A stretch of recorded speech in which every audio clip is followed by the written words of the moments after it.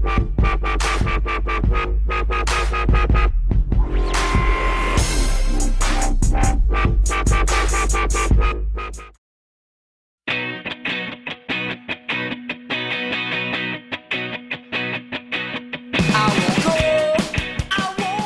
up? This is Jake with Ground Sounds, and I am here with the Postelles. We're at the Bootleg Theater in Los Angeles. So let's talk about your album, your new album, And It Shook Me. It's a terrific album.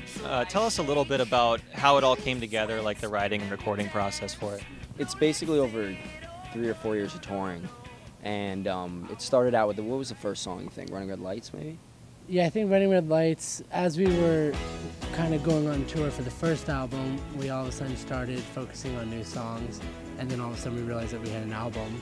So we started to record in New York, like piece by piece. The first album was kind of one thought. We went to the studio and we wanted to capture one vibe and do it, and this album was kind of different in that each song kind of grew in the studio, so we didn't really have a whole album in mind. We just had these songs and we're like, let's go in the studio and, you know, mess around and see what happens.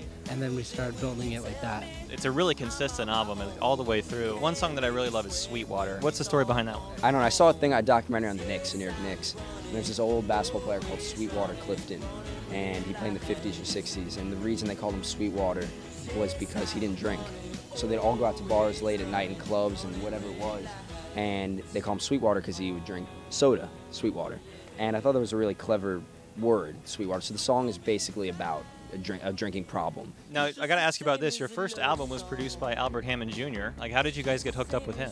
He just saw us at a show in Manhattan, and we've been friends ever since. And we decided he wanted to produce a record. It started with a song called 1, 2, 3, Stop, but he didn't do this record. He did the first album. But he's a good guy, and he's a good producer, too. How did you guys meet, come together, form the band? Why did you end up naming the band the Postelles? In 9th grade, I heard a lot about Dan from my friends. They're like, Dan has a good taste in music in the grade, and so we started to talk about like the Beatles and bands and stuff, and we decided to form a group, and slowly John came on board, and then after we graduated high school, Billy came on board, and we decided to rename what we were doing in high school because it was kind of just a high school thing. Always had like a Motown vibe to us, so we decided to have a play on like the Shirelles, Rondelles. What's coming up next for the rest of the year for you guys? What are your plans when you get back home? We're doing this tour. We're finishing getting back home. We're really excited to play a New York show, and that's going to be sort of a hometown thing. We're going to keep playing shows on the East Coast and then playing a festival in Mexico. Well, make sure you check out the album And It Shook Me and both albums by the Postelles. Guys, thank you so much for talking to us.